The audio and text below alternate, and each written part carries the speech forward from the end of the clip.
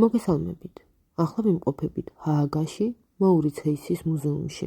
ნამუშევარი, რომელზეც დღეს ვისაუბრებთ, პაულუს პოტერმა 1647 წელს შექმნა.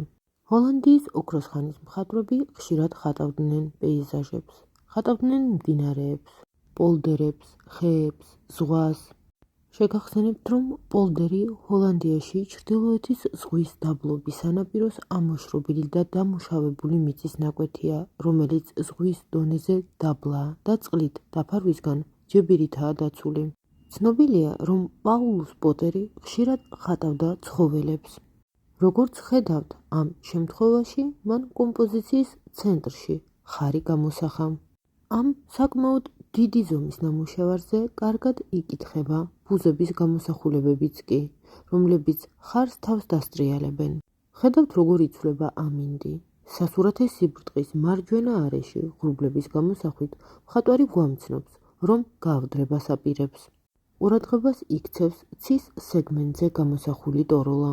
ტაძარი, რომელიც ჰორიზონტზე მოჩანს, რეისვეიკში, ჰააგის სიახლოვეს მდებარეობს.